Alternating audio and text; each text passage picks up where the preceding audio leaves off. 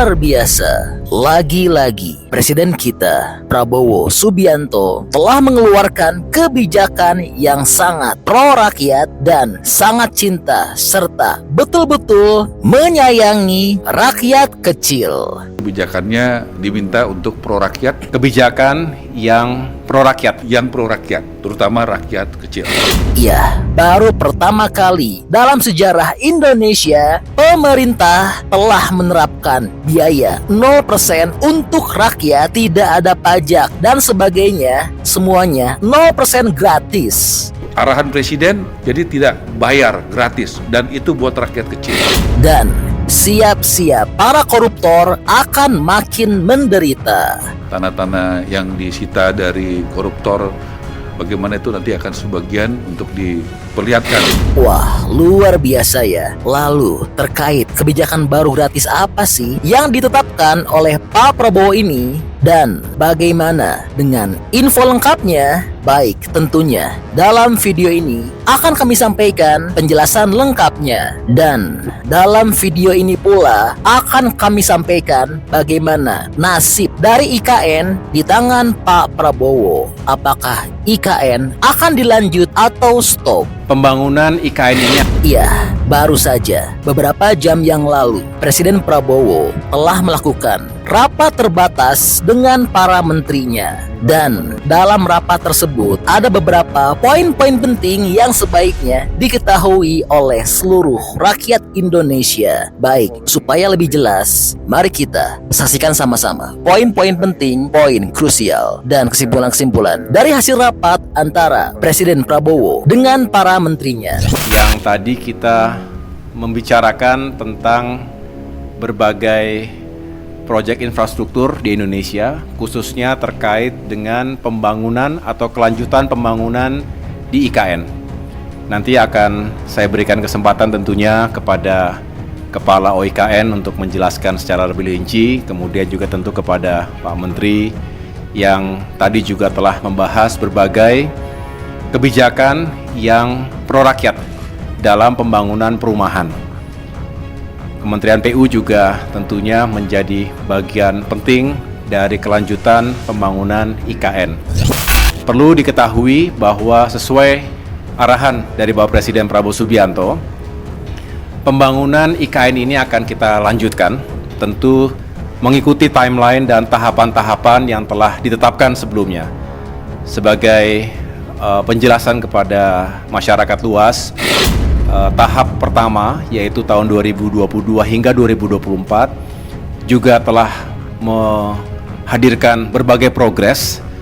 Ada berbagai infrastruktur yang juga telah selesai 100%, tetapi ada juga yang masih ongoing, masih berlanjut, dan memang kita fokus pada pembangunan kawasan inti pusat pemerintahan. Di sini nanti kita berharap di tahap kedua 2025 hingga 2029, dan tadi Bapak Presiden Prabowo Subianto sudah menyampaikan dan menegaskan bahwa sudah di-approve anggaran untuk kelanjutan pembangunan IKN itu 48,8 triliun rupiah untuk 5 tahun ke depan. Tentu sekali lagi nanti akan dibagi dalam tahapan-tahapan yang harus dikawal dengan ketat.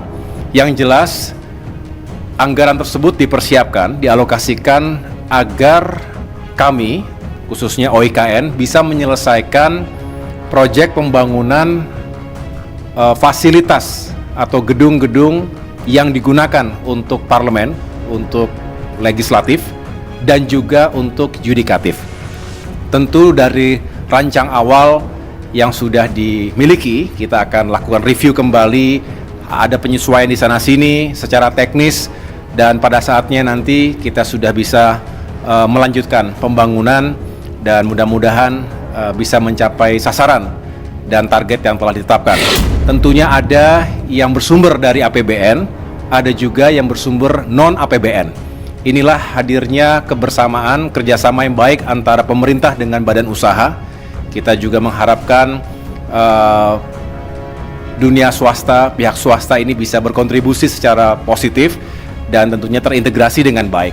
Tugas kami, tugas saya sebagai Menko di bidang infrastruktur dan pembangunan kewilayahan ingin meyakinkan agar segala sesuatunya terintegrasi dengan baik. Kami juga tadi membahas beberapa proyek lainnya yang juga sangat penting, diantaranya bagaimana kita harus semakin serius untuk memikirkan keselamatan dan juga masa depan masyarakat kita yang tinggal di pesisir utara Jawa, tapi fokus pada pesisir utara Jakarta. Kita tahu ancaman terhadap saudara-saudara kita dari terjadinya land subsidence, banjir rob dan lain sebagainya, ini perlu kita antisipasi dan mitigasi secara serius, dan langkah-langkah pembangunan infrastruktur seperti tanggul, pantai, dan juga pada saatnya karena memang sangat diperlukan pembangunan tanggul raksasa juga ini diharapkan menjadi prioritas. Inilah beberapa penyampaian utama dari Bapak Presiden Prabowo Subianto. Selebihnya pembangunan infrastruktur lain akan dilakukan secara bersamaan. Tentu ada prioritas-prioritas baik untuk mendukung swasembada pangan, swasembada energi dan air, termasuk juga melanjutkan pembangunan konektivitas di seluruh wilayah Indonesia. Jadi kami melaporkan pada saat tahap awal 2022 sampai 2024 APBN telah menginvestasikan 89 triliun untuk jalan tol, 47 tower hunian, air minum, sanitasi, embung, kolam retensi, perkantoran, kemudian kantor sekretariat, dan sarana peribadatan seperti masjid dan basilika dan gereja yang kesemuanya dikerjakan oleh Kementerian PU sebelumnya. Kami hanya melaporkan progresnya. Di samping itu ada juga investasi swasta yang sudah di groundbreaking sampai September yang lalu sebesar 58,41 triliun. Ini progresnya sekarang ada beberapa yang sudah jalan, ada yang sudah selesai, ada yang sedang dalam persiapan desain. Kemudian yang tahap kedua ini yang paling penting, beliau mempunyai target bahwa pada tahun 2028 sudah ditargetkan menjadi ibu kota politik. Okay? Sehingga kami ditugasi untuk menyelesaikan ekosistem yudikatif, jadi kantor-kantor dan huniannya, juga ekosistem legislatif, jadi kantor-kantor dan huniannya. Untuk yudikatif dan legislatif, dulu sudah pernah ada desain dari Kementerian PUPR, basic desainnya, beliau minta direview lagi. Kemudian kami nanti dengan Kementerian PU bersama IKN akan membentuk tim desain yang nanti bisa diarahkan oleh Bapak Presiden tentang kedepannya. Untuk itu, dalam menyelesaikan program dari 2025 sampai 2029 dibutuhkan APBN 48,8 triliun. Okay? Untuk pertama untuk penyelesaian kompleks legislatif, yudikatif dan ekosistem pendukungnya serta membuka akses menuju IKN kawasan WP2. Karena kita tadi kan WP1 ini ke WP2. Termasuk juga dalam 48,8 triliun ini adalah untuk memelihara, untuk mengelola prasarana dan sarana yang sudah diselesaikan pada tahap awal tadi. Jadi dari Kementerian PU dan Kementerian Perumahan sekarang menyerahkan pada IKN untuk kami kelola dan kami pelihara. Itu dari APBN. 48,8 triliun tadi Bapak Presiden sudah setuju untuk dialokasikan di OIKN untuk menyelesaikan tadi. Di samping itu ada juga program kami dengan kegiatan atau program yang dibiayai melalui KPBU, kerjasama pemerintah dan badan usaha, sebesar 60,93 triliun yang sudah kami proses sampai dengan feasibility study-nya, yaitu untuk 97 tower apartemen dan 129 rumah tapak lagi. Okay. Kemudian juga untuk 6 proyek KPBU lagi untuk pembangunan jalan dan multi utility tunnel sepanjang 138,6 km di kawasan KIPP itu. Ya, sama ini yang dikerjakan kan baru sebagian, ini akan kami lanjutkan yang baru dengan KPBU. Okay.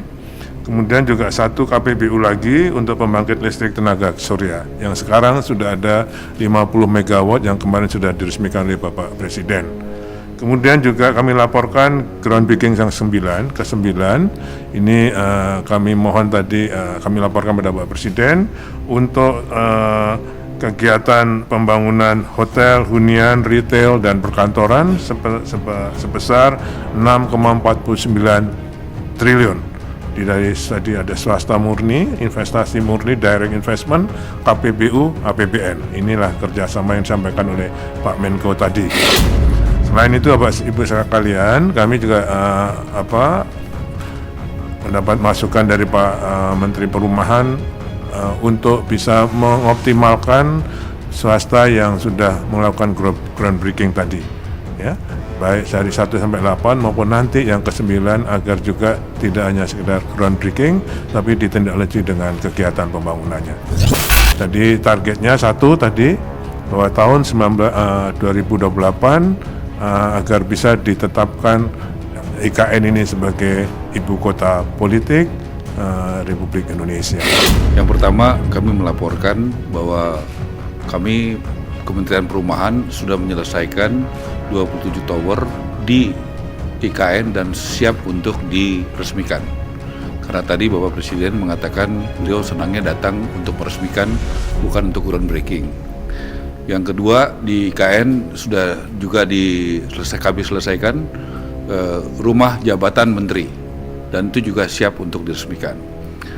Nah, kemudian yang ketiga, kami juga melaporkan bahwa akhir Januari ini 3 tower di Kemayoran sudah siap untuk diresmikan di Kemayoran, ya, yang Pademangan. Kemudian Wisma Atlet, ya, di Kemayoran. Yang keempat, 7 tower siap diresmikan bulan April. Tadi saya menyampaikan usulan bisa Bapak Presiden meresmikan langsung akhir April itu 10 tower. Tadi juga diberikan arahan Bapak Presiden kepada masyarakat berpenghasilan rendah juga diberikan itu uang sewa yang paling murah. Kemudian baru kepada ASN di atasnya baru yang komersial. Jadi jelas kebijakannya diminta untuk pro rakyat, yang paling murah itu kepada masyarakat berpenghasilan rendah, yang angka yang paling murah, kemudian di atasnya adalah buat ASN, dan yang paling tinggi, yang paling mahal itu adalah buat yang komersial. Tadi yang pertama tadi soal IKN, yang kedua soal Kemayoran. Kemudian juga tadi saya sampaikan laporan dan sudah disetujui oleh beliau, kami akan membuat PSN program, ya, strategis nasional, bukan proyek, khusus buat MBR, masyarakat berpenghasilan rendah, ya, bekerja sama nanti di bawah koordinasi Bapak Menko, Pak AY, ya, dengan Menteri ATR di beberapa puluh titik tempat di Indonesia ini. Tujuannya apa? Supaya ada perizinannya bisa dipercepat dan pemerataan pembangunan. Bagaimana tanah-tanah negara bisa dimanfaatkan. Kemudian yang keempat, juga tadi begitu banyak investor yang datang. Nah, tadi Bapak Presiden mengatakan akan datang lagi dari sudah Qatar minggu lalu, dari Uni Emirat Arab dan juga beberapa negara lain, karena kepercayaan publik kepada Bapak Presiden Prabowo itu tinggi. Kita bisa lihat dari berbagai data survei yang sudah dirilis secara nasional. Nah, jadi diminta kami untuk siap untuk nanti akan dibuat tim berkoordinasi dengan yang selama ini membantu kami, yaitu Satgas Perumahan dipimpin ketuanya Pak Hasim, karena selama ini Pak Hasim yang membantu untuk akses kepada investor dan itu sangat produktif dan efektif. Nanti penyiapan lahan itu ada dari Kementerian ATR, kemudian penyiapan lahan juga ada dari Kementerian Keuangan, itu khususnya Dirjen Kekayaan Negara, tanah-tanah yang ex-BLBI, tanah-tanah yang disita dari koruptor dari kejaksaan, bagaimana itu nanti akan sebagian untuk diperlihatkan kepada investor, calon investor kita. Kemudian sesudah tadi dari Departemen Keuangan, juga dari BUMN. Yang terakhir ada 3, kami sudah minta kepada Pak Erik. Yang pertama dari Kementerian, dari BUMN Kereta Api, yang kedua BUMN PTP, ya perkebunan, dan yang ketiga adalah Perumnas. Yang keempat, tadi saya sudah melaporkan kebijakan Presiden Prabowo yang pro rakyat, dan Presiden meminta diumumkan kepada publik secara terbuka sekarang. Yang pertama, sesuai arahan Bapak Presiden Prabowo, kami Kementerian Perumahan diminta membuat kebijakan-kebijakan yang konkret yang bisa dirasakan oleh rakyat kecil. Nomor satu, ya bersama dengan Pak Dodi, Menteri PU, dibantu dan Mendagri, kita sudah bisa membuat SKB 3 menteri dan sudah ditindaklanjuti oleh sekitar 180 kepala daerah membuat peraturan kepala daerah untuk PBG itu 0%, 0 rupiah bagi MBR. PBG itu dulu namanya sertifikat IMB. IMB itu izin mendirikan bangunan, sekarang adalah persetujuan bangunan dan gedung. Nah, selama ini waktunya 45 hari kalau ngurus itu. Nah, kita rubah menjadi 10 hari. Dan saya sudah laporkan tadi, contoh kita sudah meninjau pertama di Kota Tangerang, kedua di Sumedang, ketiga di Jakarta kemarin. Harusnya saya hari ini di Subang, tapi karena kami dipanggil Presiden, jadi saya tidak bisa ikut ke Subang. Yang datang ke Subang adalah Bapak Mendagri. Nah, kemarin di Jakarta itu bisa sekitar 17 menit. Ya, di Sumedang sekitar 1 jam, Tangerang juga 1 jam. Jadi luar biasa, kita bisa menjalankan itu. Menurut saya reformasi birokrasi yang luar biasa, membuat yang lambat jadi cepat. Buktinya apa? Yang biasanya kadang-kadang bisa 2-3 bulan, 4 bulan, ternyata bisa menjadi 17 jam, 17 menit di Jakarta. Di Tangerang bisa sekitar 59 menit, di Sumedang juga sekitar 1 jam. Jadi ini membuktikan bahwa kita ada perubahan mindset, tapi bukan hanya mindset, tapi tindakan nyata dalam melayani publik. Yang kedua, bagaimana BPHTB, ya, itu biaya atas tanah dan bangunan biasanya itu 5%, ya, atas arahan Presiden menjadi 0%. Jadi tidak bayar, gratis, dan itu buat rakyat kecil. Yang ketiga itu PPN. PPN itu 2 miliar ke bawah 0, jadi gratis. Jadi tadi sampaikan ini waktunya buat rakyat membangun rumah. Karena dulu nggak ada kebijakan ini. Dulu nggak ada kebijakan yang BPHTB-nya 0, kemudian PBG-nya 0. Dan waktunya dari 45 hari jadi 10 hari secara rata-rata, tapi beberapa daerah bisa 17 menit. Jadi itu saya diminta mengumumkan, dan tolong Bapak-Bapak sampaikan kepada masyarakat, ibu-ibu, ya, adik-adik wartawan, supaya ini tersosialisasikan secara masif bahwa sudah ada kebijakan di bidang perumahan atas arahan Presiden Prabowo yang sangat pro rakyat. Dan jangan salah ya, kalau yang masyarakat berpenghasilan menengah atas bayar. Ini hanya untuk masyarakat berpenghasilan rendah. Ya, kriterianya salah satunya penghasilannya 8 juta ke bawah. Jadi ini jelas kebijakan yang pro rakyat, terutama rakyat kecil. Wah, luar biasa ya. Ya, jadi ini kabar terbaru untuk tanah air. Nah, kalau menurut teman-teman kira-kira bagaimana pendapatnya setelah mendengar kabar terbaru ini? Teman-teman seneng nggak? Atau jangan-jangan punya pendapat lain? Bantu dong berikan pendapat beserta alasannya di kolom komentar ya. Karena tentunya pendapat hebat dari teman-teman berpotensi besar untuk tersampaikan ke pemerintah. Oke, jadi itulah info update untuk Presiden Prabowo.